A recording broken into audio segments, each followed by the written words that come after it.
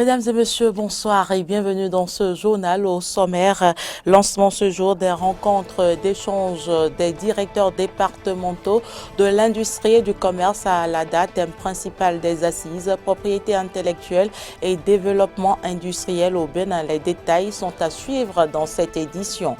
Nouvelle crise politique au Mali. La junte a arrêté le président et le premier ministre de transition hier.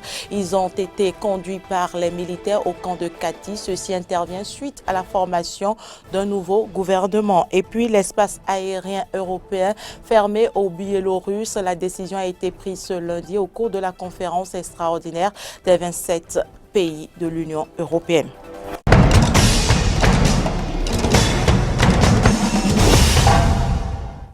Merci pour l'attention. Je l'annonçais dans les titres. La première rencontre d'échange au titre de l'année 2021 des directeurs départementaux de l'industrie et du commerce a débuté ce mardi pour prendre fin ce vendredi. Le thème central des réflexions est propriété intellectuelle et développement industriel au Bénin. Les travaux ont été lancés par le secrétaire général de la préfecture d'Alada, Roland Tonéikès, Jean-Baptiste Bocan.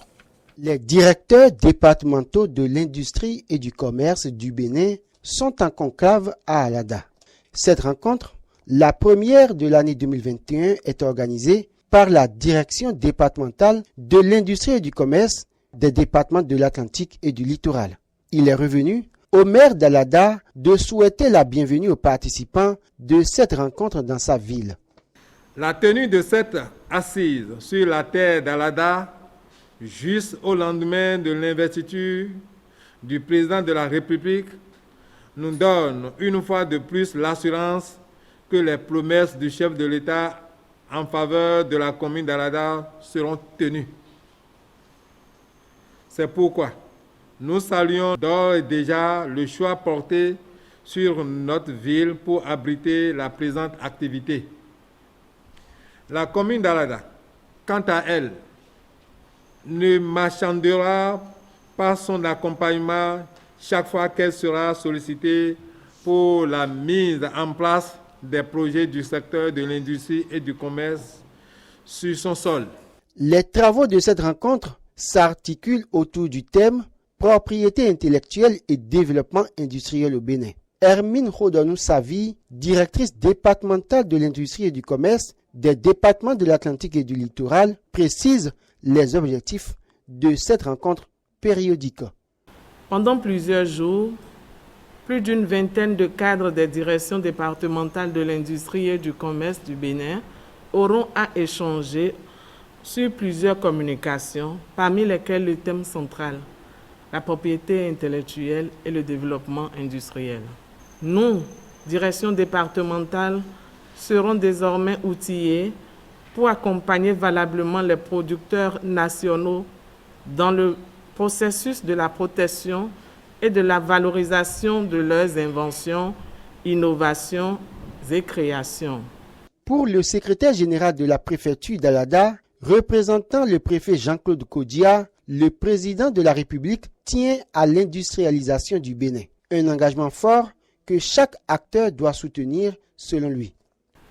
Je voudrais vous remercier, vous féliciter pour cette initiative qui permettra, moi j'en suis convaincu, de trouver les voies et moyens de définir les différentes approches devant faciliter la réalisation de cette vision qui est chère à notre cher président, M.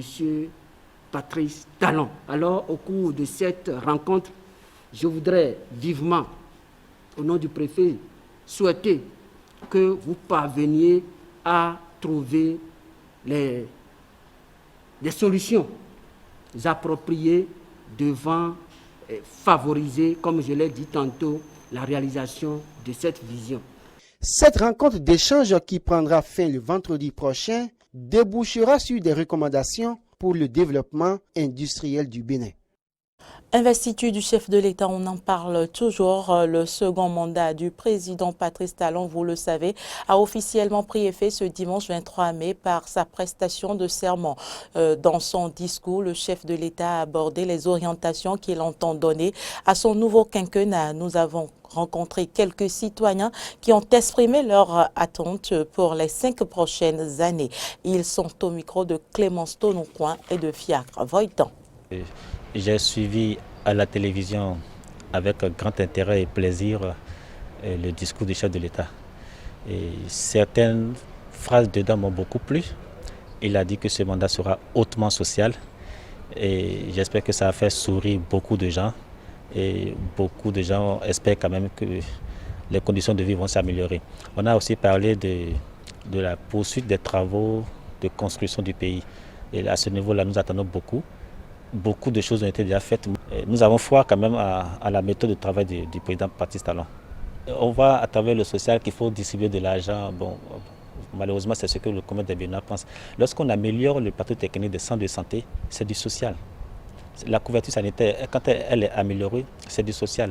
Lorsque les voies de desserte de nos marchés, les voies qui quittent les champs pour aller vers les centres-villes, les voies qui permettent d'accéder facilement au marché d'écoulement des produits, lorsqu'on les améliore, qu'on les rend beaucoup plus carrossables, beaucoup facilement carrossables, c'est du social. Et quand on va dans le domaine économique, nous avons quand même les microcrédits qui se font déjà et qui vont être forcément améliorés et renchéris. Donc tout ça aussi c'est du social. Quand on construit aussi des écoles dans des endroits où il n'y en avait pas, on réduit comme ça la distance parcourue par les enfants de certaines localités pour aller à l'école, c'est du social. Je souhaite vivement que, au cours de ce quinquennat-là, que tout ce qui a été fait déjà soit renforcé. Moi, je suis du ministère du cadre de vie. Vous savez, il y a le projet asphaltage qui est un projet phare, qui est un projet souhaité par tous les maires. Vous voyez, les stades, les marchés, tout ce que nous avons déjà fait. Moi, je souhaite personnellement que ces choses-là, qu'on aille plus loin, que ça soit renforcé. C'est mon souhait. Et vous savez, si c'est renforcé, nous allons davantage offrir un cadre de vie sain aux Béninois. Dans ce qui est fait déjà, il y a le social, parce que lorsque les rues sont asphaltées, ça permet de circuler plus facilement. Le véhicule tombe moins en panne. Parce que vous voyez, quand il y a moins de grève, c'est le social. D'abord, lui-même déjà dans son discours a indiqué que ce nouveau mandat sera totalement, dans sa majorité, ira à l'endroit du social. Et si effectivement, contrairement aux autres présidents qui sont venus par le passé, si effectivement il peut rester fidèle à cette promesse-là, je crois que cela fera un grand plaisir à nous qui sommes les citoyens de ce pays. Au plan social, déjà en commençant en tant que jeunes, nous pensons plus à l'emploi. Au registre éducation, nous parlerons des méthodes à adopter pour réussir à son examen. Une réussite qui dépend sans nul doute des efforts fournis par le candidat tout au long de l'année. Suivez ici les conseils d'une spécialiste en sciences de l'éducation pour de bonnes révisions. Elle est au micro de Clémence Tonoucoin et de Jean-Baptiste Boko. Je suis candidat ou candidate. C'est le premier jour où j'ai mis pied dans ma classe d'examen, que ce soit le CM2, la classe de 3e ou la terminale, que je m'engage pour ma réussite. Et s'engager pour sa réussite, c'est se planifier. Donc la planification, c'est la gestion personnelle de son temps de travail, en dehors de ce qui est fait, les emplois du temps officiels. Le candidat doit avoir lui-même son emploi du temps personnel de travail qui chevauche avec l'emploi du temps de l'école. Je donne l'exemple d'une simple journée. Si je commence ma journée à mon réveil à 5 heures, c'est-à-dire mon emploi du temps de travail commence de 5 heures jusqu'à l'heure où je me couche. Et ça tous les jours. De 5 heures à 6 heures, qu'est-ce que je fais? De 6 heures à 7 heures. Je sais qu'à partir de 7 heures ou 8 heures, je serai à l'école. Donc, au moment où je suis à l'école, ça suppose que je n'ai plus moi-même qui travaille. Je suis soumis au rythme de l'école. Mais à l'heure de pause, entre midi et 15 heures, je reviens à moi-même, donc je dois m'organiser pour pouvoir travailler. Et c'est pareil l'après-midi jusqu'à l'heure de se coucher. C'est ce même emploi du temps qu'on doit continuer par exploiter, à l'exception que cette fois-ci, c'est la période des révisions. Il faut plus axer sur la reprise des devoirs de classe déjà faits, les examens, les épreuves. Le travail personnel a un grand pourcentage dans la réussite de l'apprenant. Parce qu'il faut se jauger et voir là où il y a encore des insuffisances, là où il y a encore des lacunes et pouvoir remédier à ça si on le peut soi-même ou demander de l'aide auprès des professeurs, des maîtres ou d'un tiers. Actualité en dehors du Bénin, nouvelle crise politique au Mali. La junte a arrêté le président et le premier ministre de transition. Ils ont été conduits par les militaires au camp de Kati. Ces événements interviennent après l'annonce d'un nouveau gouvernement dont certains militaires ont été écartés. Les premiers ministres Mokhtar Wane ont été conduits dans le camp militaire de Kati, fief de la junte. C'est également là que l'ex-président Ibrahim Boubacar Keïta avait été emmené lors du putsch du 18 août 2020. Les réactions internationales ne se sont pas fait attendre. Nous condamnons ce qui s'est passé au Mali les dernières heures, le kidnapping du président et du Premier ministre, et nous soutenons la communication qui a été adressée par la CEDEAO et par l'Union africaine. Le comité local de suivi de la transition exige la libération immédiate et inconditionnelle de ces autorités et souligne que les éléments militaires qui les détiennent seront tenus personnellement responsables de leur sécurité. Profondément préoccupé par la détention des dirigeants civils de la transition malienne, j'appelle au calme et à leur libération inconditionnelle. Mon représentant spécial travaille avec la CEDEAO, l'Union africaine et les acteurs internationaux soutenant la transition politique en cours. Suite au coup d'État, sous la pression internationale, les militaires s'étaient pourtant engagés à rendre le pouvoir à des civils élus à l'issue de 18 mois de transition et non 3 ans comme ils l'estimaient nécessaire. Mais il y a 10 jours, face à une contestation politique et sociale grandissante, le Premier ministre Mokhtar Wane a présenté la démission de son gouvernement avec pour mission de former une nouvelle équipe. Le grand point d'interrogation était alors la place qui serait faite aux militaires. L'éviction de 2 éléments influents issus de la junte, Sadio Camara et Modibo Koné, respectivement ministres de la Défense et de la Sécurité, pourraient avoir été la cause de ce coup de force militaire. Des événements qui interviennent dans un climat social et politique tendu. L'Union nationale des travailleurs du Mali a annoncé hier la reconduction d'une grève de 5 jours pour souligner l'échec des négociations avec les autorités de transition. Si l'objectif de ce remaniement était de présenter un gouvernement plus représentatif des acteurs de la société civile et de la classe politique, la junte, qui ne s'est pour le moment pas exprimée, ne semble pas encore prête à céder sa place.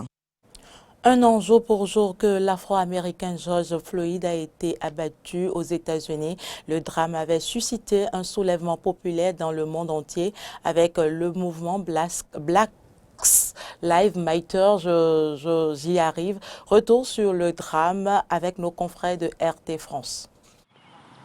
Le 25 mai 2020, George Floyd, un Afro-Américain de 46 ans, meurt par asphyxie à Minneapolis. L'homme a été victime d'une technique d'immobilisation policière. Derek Chauvin, le policier, maintient l'interpellé au sol en appuyant avec son genou sur sa nuque pendant près de 9 minutes. Dès le lendemain, des manifestations s'organisent au cri de Black Lives Matter, malgré le limogeage des 4 policiers impliqués. Elles gagnent plusieurs villes américaines à l'instar de New York, Los Angeles ou encore la capitale, Washington. Face à ces contestations, Donald Trump, alors président des États-Unis, promet de stopper la violence collective. Il dénonce les agissements de gauchistes radicaux et menace de déployer l'armée. La mort de George Floyd provoque un mouvement mondial. Il devient le symbole de la lutte contre les violences policières et le racisme systémique. Le mouvement Black Lives Matter prend une ampleur internationale. Après 3 semaines d'un procès hors norme, Derek Chauvin est reconnu coupable le 20 avril 2021 du meurtre de George Floyd. L'ex-policier encourt 12 ans et demi de prison. Sa peine sera prononcée le 25 juin prochain. Des conditions aggravantes demandées par le procureur pourraient alourdir sa sentence. L'affaire George Floyd a bouleversé la politique américaine. En mars dernier, la Chambre des représentants, à majorité démocrate, a adopté la loi George Floyd qui vise à réformer la police. Le texte prévoit l'interdiction des prises d'étranglement, de rendre obligatoire la collecte de données sur les interventions de la police ou encore de financer des programmes de police de proximité. Toutefois, le projet n'a pas encore été adopté par le Sénat. L'année dernière déjà, un projet similaire avait été rejeté par le Sénat à majorité républicaine. Ce schéma pourrait se reproduire cette année. Les républicains affirment que ces mesures pourraient empêcher la police de faire son travail efficacement. Ce 25 mai, Joe Biden a décidé d'accueillir la famille de George Floyd à la Maison-Blanche, 1 an, jour pour jour après la mort de leurs proches, tout un symbole. Et puis le secrétaire d'État américain est arrivé aujourd'hui au Proche-Orient. Il va se rendre en Israël 6 jours après l'annonce du cessez-le-feu en Jordanie, dans 4 jours après la trêve négociée par l'Égypte. Sur le terrain, les tensions restent vives à Jérusalem. Nouvelle page dans les relations diplomatiques entre les États-Unis et le Moyen-Orient. Aujourd'hui, le secrétaire d'État Anthony Blinken se rend dans la région pour rencontrer le Premier ministre israélien Benjamin Netanyahou et Mahmoud Abbas, chef des territoires palestiniens. Son but, consolider un cessez-le-feu encore fragile avant de poursuivre sa tournée en Égypte et en Jordanie, 2 acteurs régionaux voisins d'Israël. Départ aujourd'hui pour Jérusalem. Tout en travaillant avec les partis et les partenaires pour parvenir à un cessez-le-feu, nous étions également concentrés sur la voie à suivre et les mesures à prendre pour construire un avenir meilleur pour les Israéliens et les Palestiniens. Si la situation semble inquiéter les États-Unis, c'est parce que les tensions continuent dans la région, malgré un cessez-le-feu annoncé il y a 4 jours d'un commun accord entre le Hamas et Israël. Preuve de ces tensions, la découverte des corps de 4 membres des brigades Al-Qassam, branche armée du Hamas, ou encore la mort de 2 Israéliens tués par un assaillant. Pour certains habitants, l'incertitude d'un cessez-le-feu plane. En ce qui concerne la guerre ou quoi que ce soit d'autre, je pense que nous ne sommes pas encore revenus à la normale. Il y a des ajustements. J'ai dit à mon fils qu'il y avait un cessez-le-feu et il a dit « jusqu'à quand ?» Parce que vous savez que ça s'arrête, mais que ça va recommencer. Avec cette prise d'initiative américaine et compte tenu des dernières tensions, mais aussi de la peine endurée ces derniers jours par les civils de la région, la question est de savoir si l'objectif d'un véritable cessez-le-feu est viable. J'en parlais à l'entame de cette édition, l'espace aérien européen fermé aux Biélorusses. La décision a été prise ce lundi au cours de la conférence extraordinaire des 27. L'Union européenne reproche au gouvernement biélorusse d'avoir détourné un avion vers Minsk pour pouvoir arrêter un opposant. Le gouvernement russe dénonce une politique de 2 poids, 2 mesures de l'Occident. Plus de précisions avec nos confrères de RT France. Bonjour, mon nom est Roman Protasevich. Hier, j'ai été détenu par les forces de l'ordre à l'aéroport de Minsk. Actuellement, je suis au centre de détention 1 à Minsk. Je peux affirmer que je n'ai aucun problème de santé, ni avec mon cœur, ni avec d'autres organes. Le traitement des fonctionnaires ici a été le plus correct possible et conforme à la loi. Maintenant, je continue à coopérer avec l'enquête et j'avoue avoir organisé des troubles de masse à Minsk. Ce sont les premières images de Roman Protasevich depuis son arrestation ce dimanche.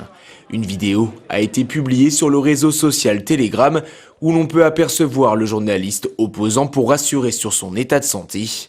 Son avion, qui effectuait un vol commercial entre Athènes et Vilnius en Lituanie, a été intercepté par un avion de chasse biélorusse. Placé sur la liste des individus impliqués dans des activités terroristes par Minsk, le journaliste de 26 ans a été arrêté à l'atterrissage de l'avion avec sa petite amie. Une interception de l'avion que le gouvernement biélorusse justifie par une alerte à la bombe. Le 23 mai 2021, à l'aéroport national de Minsk, le message suivant a été reçu en anglais de protonmail.com. Nous sommes les soldats du Hamas exigeant qu'Israël cesse de tirer dans la bande de Gaza. Nous exigeons que l'Union européenne retire son soutien à Israël dans cette guerre. Il y a une bombe dans cet avion. Si vous ne répondez pas à nos exigences, la bombe explosera au-dessus de Vilnius le 23 mai. Compte tenu de la gravité de la menace reçue, les informations de l'aéroport national de Minsk ont été transmises aux autorités compétentes en matière de contrôle du trafic aérien. La communauté internationale ne l'entend cependant pas de la même oreille. Les États-Unis ont condamné les agissements biélorusses alors que l'Union européenne a appelé à la libération immédiate de Roman Protasevich et évoque des sanctions économiques et aériennes à venir pour la Biélorussie.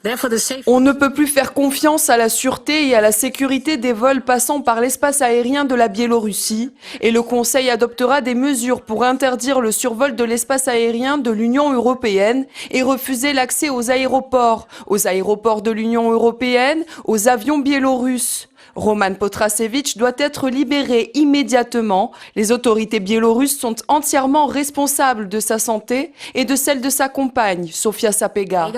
La Russie a de son côté appelé à la temporisation pour éviter que des conclusions et des décisions trop hâtives soient prises. Nous appelons à ce que cette situation soit analysée, non pas à la hâte, dans la précipitation, mais sur la base de toutes les informations disponibles. Surtout que le porte-parole du ministère biélorusse des Affaires étrangères a fait une déclaration détaillée et a souligné qu'en ce qui concerne cette question, les autorités biélorusses étaient prêtes à agir de manière transparente, qu'elles étaient disposées à se conformer à toutes les règles internationales et à garantir une transparence totale, y compris si nécessaire, en accueillant des experts internationaux.